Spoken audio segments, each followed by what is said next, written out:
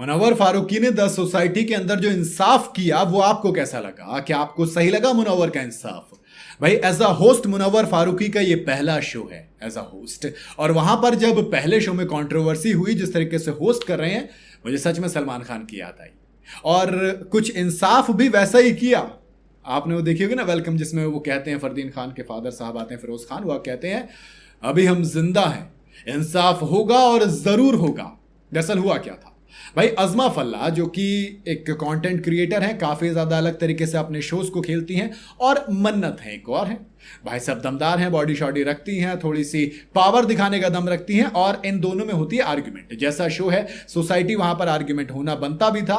अब मन्नत जो थी वो रेगुलर्स यानी कि मिडिल क्लास में आती है, उनके पास 5 लाख वाली रेंज थी, तो वहीं जो अज़मा थी वो आती है 3 लाख वाली रेंज यानी कि रैग्स के अंदर, यानी कि गरीब चूहे वाले, है ना। तो यहां पर अब होता यह है कि इन दोनों में पहले तो बहस होती है, लेकिन इस बहस में पहले तो मन्नत उसके सर पर टैप कर देती हैं, फिर और जब बात बढ़ती है तो वो एक लाफा जड़ देती हैं, वो एक थप्पड़ मार देती हैं, किसके? अज़मा फल्ला के।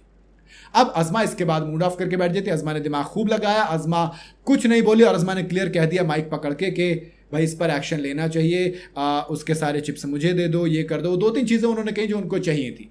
लेकिन यहां पर क्या किया, यहाँ पर फिर आते हैं मुनव्वर फारूकी, जो कि लाजिम था, हाथ उठाना बिल्कुल अलाउड नहीं है। सबसे पहले उन्होंने प्रांजलि से पूछा, और प्रांजलि ने, मतलब मुझे वाकई में बहुत कमाल का लगा जिस तरीके से मुनव्वर ने इस सिचुएशन को हैंडल किया।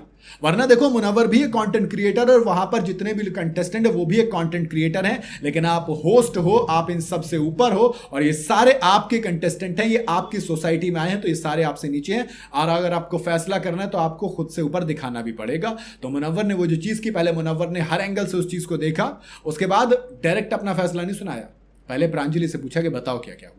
अब प्रांजलि मन्नत की दोस्त थी, तो उन्होंने सारा पिटारे की तरफ निकालना शुरू कर दिया, सारा पटर पटर पटर बोलना शुरू किया, और उस चीज को इस तरीके से प्रिटेंड किया जिसके अंदर उन्होंने बॉडी शेमिंग से लेकर तमाम बातें डाल दी, और इस तरीके से प्रिटेंड किया कि सारी गलती अज़मा की थी, जो हुआ वो ठीक था, उसमें कोई गलत नहीं था, हाथ उठाना ठीक है। उन्होंने कहा कि यार एक सेकेंड, बॉडी शेमिंग की बात कर रहे हो आप, शर्म आनी चाहिए, आप खुद खुशी को कहते गोभी किसी शक्ल है। तो कहा कह रहे नहीं सर, मैं तो वो तो उस वक्त वहां पे गोभी रखी, टिंडा होता तब भी मैं बोलती। कह रहा आपने गधे की बच्ची बोला, आप उस चीज को सही नहीं ठहरा सकते। पहले तो उन्होंने प्रांजलि को झाड़ा, और उसे झाड़ने के बाद अब फिर पहुंचे वो मन्नत पर। मन्नत ने कहा कि पहले अज़मा ने मेरे कान पे हाथ मारा था, उसके बाद मैंने मारा, और दोबारा करेगी तो 10 खाएगी। मुनव्वर ने कहा कि हमने देखा है।